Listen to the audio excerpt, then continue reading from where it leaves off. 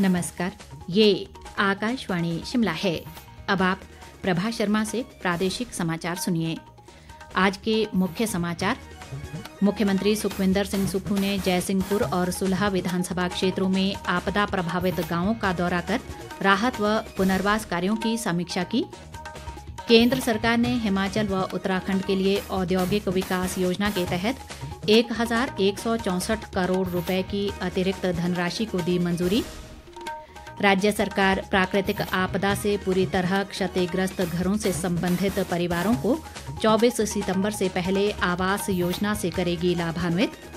और कुल्लू से अन्य स्थानों के लिए पथ परिवहन निगम की लंबी दूरी की बस सेवा करीब 1 माह के अंतराल के बाद शुरू। अब समाचार विस्तार से। मुख्यमंत्री सुखविंदर सिंह सुक्खू ने कांगड़ा जिले के दौरे के दौरान आज जयसिंहपुर और सुलह विधानसभा क्षेत्रों में आपदा प्रभावित गांवों का दौरा कर राहत व पुनर्वास कार्यों की समीक्षा की। उन्होंने प्रभावित परिवारों से बातचीत की और उन्हें हरसंभव सहायता प्रदान करने का आश्वासन दिया। मुख्यमंत्री ने सुलह के बछवाई और परमार नगर गांव में प्रत्येक प्रभावित परिवारों को 6 मरले जमीन उपलब्ध करवाने के निर्देश दिए। उन्होंने चंद्रौन में राजकीय माध्यमिक विद्यालय के जीर्णोद्धार के निर्देश दिए और अगले शैक्षणिक सत्र से इस विद्यालय को उच्च विद्यालय में स्तरोन्नत करने की घोषणा भी की। सुखविंदर सिंह सुक्खू ने कहा कि प्रदेश सरकार ने सभी उपायुक्तों को ग्राम पंचायतों में वार्ड आधार पर आपदा प्रभावित क्षेत्र घोषित करने के निर्देश दिए हैं। मुख्यमंत्री ने कहा कि इससे प्रभावित परिवार बढ़ी हुई मुआवजा राशि प्राप्त करने के लिए पात्र होंगे। सुखविंदर सिंह सुक्खू ने कहा कि प्रदेश सरकार ने आपदा प्रभावितों के लिए विशेष राहत पैकेज तैयार किया है और इसमें प्रभावितों को दी जाने वाली मुआवजा राशि को बढ़ाया गया है। मुख्यमंत्री ने न्यूगल खड्ड में भारी बाढ़ के कारण पपरोला पुल को हुए नुकसान का निरीक्षण भी किया।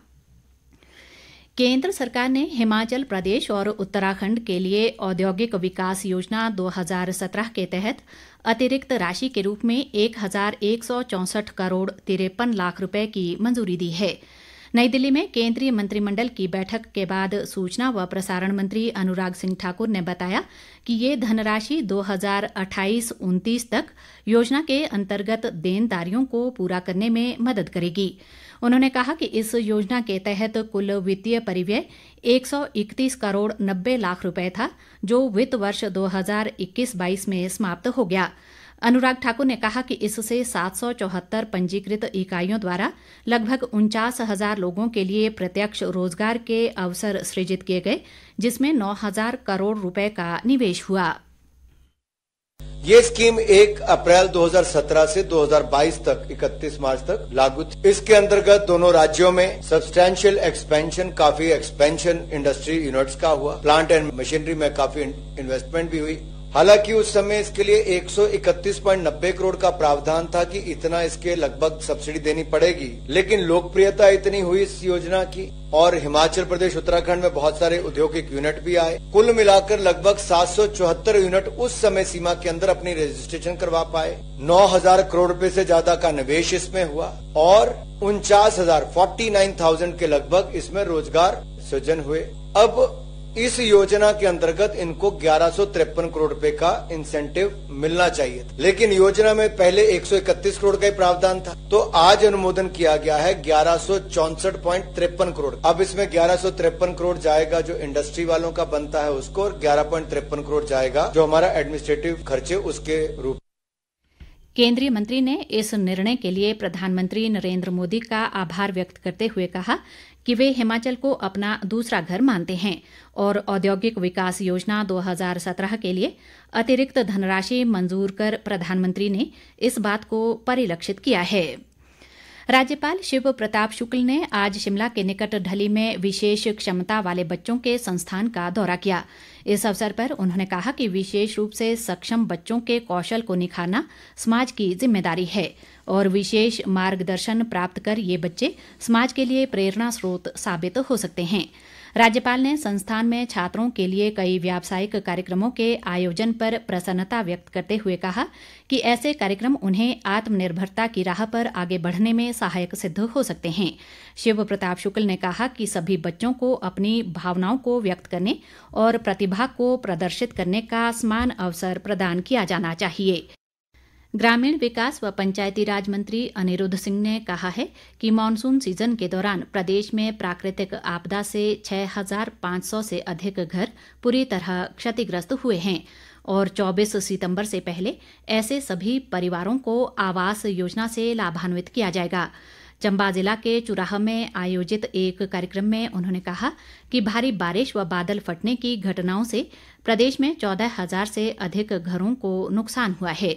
अनिरुद्ध सिंह ने आपदा से किसानों व बागवानों के भूक्षरण प्रभावित खेतों, गौशालाओं और घरों को हुए आंशिक नुकसान की भरपाई के लिए मनरेगा के तहत 1 लाख तक की राशि जल्द स्वीकृत करने के निर्देश दिए। उन्होंने कहा कि सरकार ने मनरेगा के कार्यों में सीमेंट को खुले बाजार से लेने की मंजूरी भी प्रदान कर दी है। लगभग 1 माह के अंतराल के बाद कुल्लू से अन्य स्थानों के लिए पथ परिवहन निगम की लंबी दूरी की बस सेवा आज से शुरू हो गई है।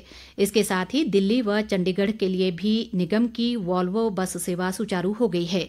बीते माह झलोगी व पंडोह में भूस्खलन की घटनाओं के चलते लंबी दूरी की बसें नहीं चल रही थीं, जिससे लोगों को भारी परेशानी का सामना करना पड़ रहा था।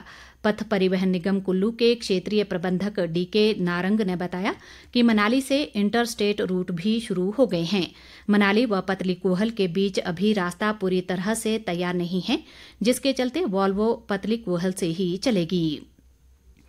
राजस्व व जनजातीय विकास मंत्री जगत सिंह नेगी ने प्रदेश सरकार की विभिन्न जन कल्याणकारी योजनाओं को लोगों तक पहुंचाने के लिए जागरूकता शिविरों की नियमित समीक्षा करने के निर्देश दिए हैं।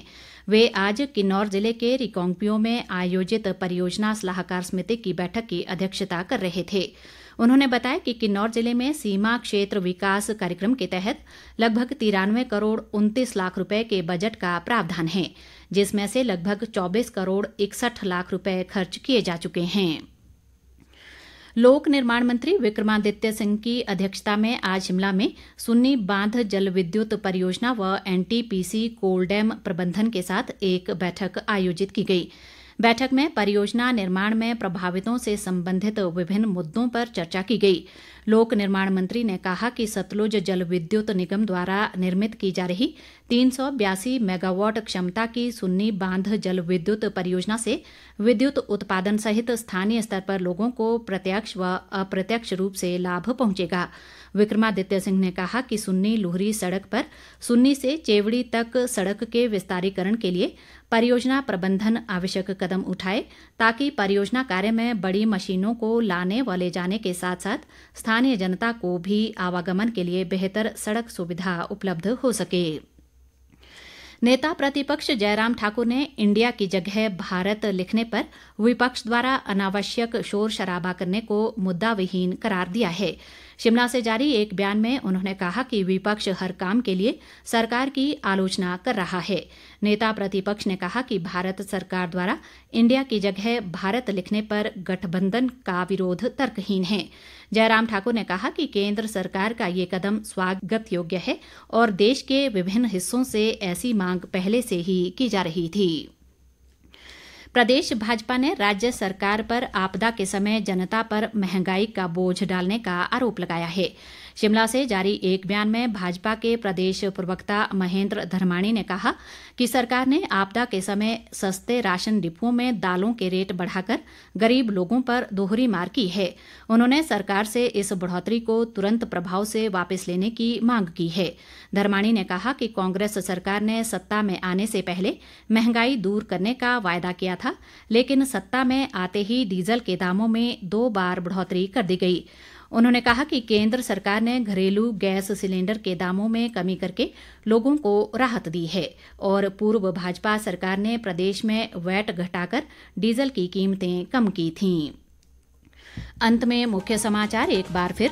मुख्यमंत्री सुखविंदर सिंह सुक्खू ने जयसिंहपुर और सुलह विधानसभा क्षेत्रों में आपदा प्रभावित गांवों का दौरा कर राहत व पुनर्वास कार्यों की समीक्षा की। केंद्र सरकार ने हिमाचल व उत्तराखंड के लिए औद्योगिक विकास योजना के तहत 1164 करोड़ रुपए की अतिरिक्त धनराशि को दी मंजूरी।